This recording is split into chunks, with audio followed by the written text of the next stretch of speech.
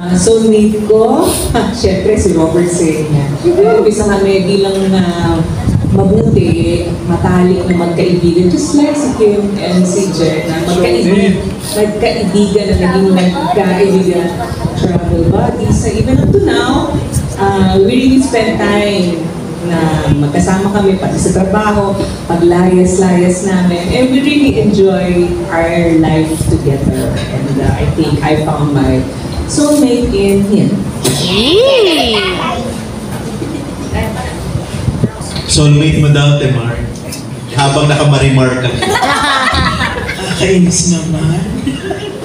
Okay, ako I think tama naman lahat ng sinabi. Yung, alam mo, for the longest time, akala ko nakita ko na, tapos hindi pala.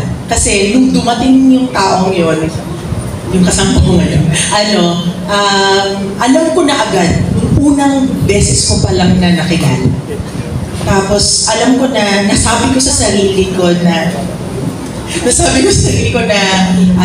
whatever happens, yung taong to, magiging part ng buhay ko. So, I know na, yun yung indication na kaya alam ko na yun. Huwag kasi sa Okay. Miss Pangilinan. Hindi ko nga ho alam eh. Hindi ko pa nahanap. Siguro kung nahanap ko, malalaman ko. Kung meron ho kayong mga suggestion, recommendation, tumatanggap po ako. Ayun, ako hindi ko pa rin alam eh. Hindi ko pa mapagtanto, pero pakiramdam mo dapat yung nasamahan ka sa hirap at ginawa. Siguro gano'n. Tsaka yung kilala kong bilang sino ka talaga, hindi lang kung ano yung makikita sa ng tao, di ba? Yung tatanggapin ka ng buo. Ito yung dapat mo. Sino yan? Name drop. Si Jobel. Ay! Hindi ko pa alam kung siya na. Pero kung siya na ang bigay ni Lord, hindi right timing. Sana.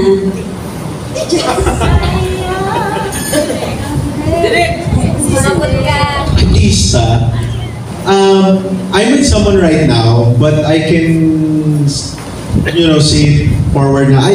I don't know. I don't know what a soulmate is. Ako kasi tipo with my past relationships, nakita ko yung sarili ko na hindi ako nafo-fall in love na, may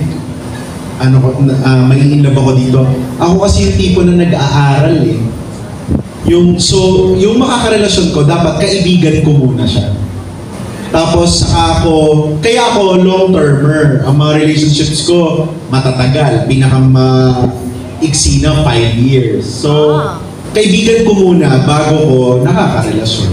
I'm in a 5-year relationship right now. And feeling ko naman, kasi, lahat nagbabago eh. So, palagay ko nagbabago rin ang kaluluwa. With experience, with the love that they give and receive, we get to mold our own soul. Eh. So if the souls are changing, it's very hard for us to really, be with a soulmate. That is, kasi ang hirap na makilala yung sarili, maghanap ka pa ng swak na swak sa'yo. Sobrang swerte na. Annyeonghaseyo, part Mimi po sa pelikula. Sobrang thankful ako kay Direk kasi sinama niya ako dito. Kasi alam niya, mahilig kami manood ng K-drama lagi. Ayun, pinagpupuyatan namin nila Lauren. Tapos nung sinabi niyang mag-shoot sa Korea, nag-aral talaga kami.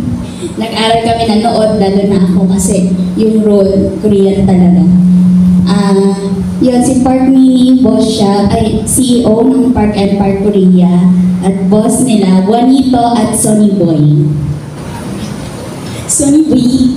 Ako po si Sonny Boy, best friend ni Park Junjun. And po, ang pinaka-natuwa ko, syempre, na-excite yung parang ako yung magiging promotor kung bakit gagawin ni Luis J yung mga gagawin namin sa Korea. Ayun, parang napakasaya kasi makulit lang, ganito, kasama niya lagi. Kung nasa si Kuya Jen, nandun din ako. Masarap. May apo kami napakaganda. Tapos si Direk, syempre, maraming salamat kay Direk. Tapos yung, pwede ba sabihin Direk yung eksena kay Ate Isay po? Yun, may eksena po kami ni Ate Isay na, basta, parang na-trauma lang talaga ako. Ayun po. Ang ganda no. Isi-C-drop naman natin yun. C-drop yun. So, abangan nyo sa social media.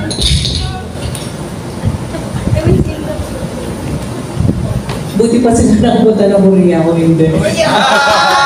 Hindi pala. Pero I'm very thankful na nakasama ko sa pelikulang to at finally nakatrabaho ko sa Direk Daryl kasi dapat nakasama ako dun sa una pero hindi natuloy, and this time natuloy. And maybe siguro kukwento ko yung first scene ko na ginawa dito sa pelikula. May racket ako nun sa gabi. So dahil mapapumuting loob siya, naiintindihan niya yung buhay na kailangan magana buhay, inuna niya yung eksena ko. Yung eksena ko parang more than 7 minutes. And knowing Direk Daryl na mahilig siya ng isang take, ang dami-dami yung sinasabi at pinapunta niya ako dito, pinapunta doon, pinabalik dito ka favor, dito. Siyempre, first time yun.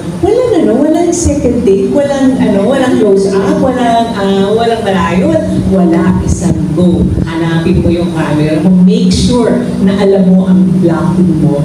First time ko, buti na lang, dahil ako ay tumanda na sa teatro, kami po, siguro, sanay na sanay kami na inaaral talaga po namin yung script bago kami tumapak sa set.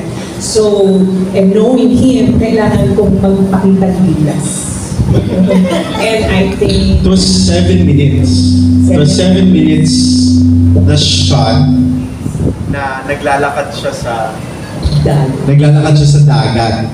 So, tapos, may araw sa harapan, so nakakasilaw, kailangan niyang hanapin. 7 minutes full. Isang buong bloke ng script. First take ng buong pelikula sa Pilipinas. One take lang kinuha ni Miss Isay Alvarez. Wow! So, napakahusay. Kahit doon, binigyan niya ako ng pabuya. Sabi niya, ito mo binili na regalo mo. Pag-uwi ko, meron something. Thank you, Direk. Pati yun sinabi.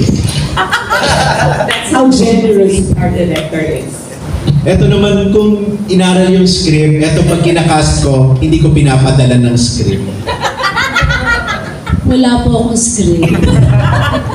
So dumating ako doon, ang alam ko lang po, kasali ako. Ano ako dito?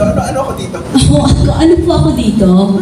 Ano pong role ko? Tapos, nung look test, actually doon niya na sinabi sa akin, nung kami kita. Tapos sinabi niya sa akin, nanay ka ni Kim, okay. Tapos, nagpa-blower ako, sabi niya, huwag ka magpa-blower, hindi mo kailangan yan, magulo mo ko dito. Bakit? Sabi niya, kamamatay na ng asawa mo, so wala ka. So, bali, ang role ko po dito, nanay po ako ni Kim, kamamatay lang po ng asawa ko. Namatay po ang asawa ko, kaya ako magulo ang isip ko. Nasa resettlement area po kami, kaya ako wala akong panahon magsuklay. Ganon. Alam niyo po yung ganon. Barangay captain po ang asawa ko, kaya parang we're trying to fill the position ng pagiging head niya doon sa barangay po namin. Na pinangungunahan din po ng anak ko na si Kim. So yung po ang role ko.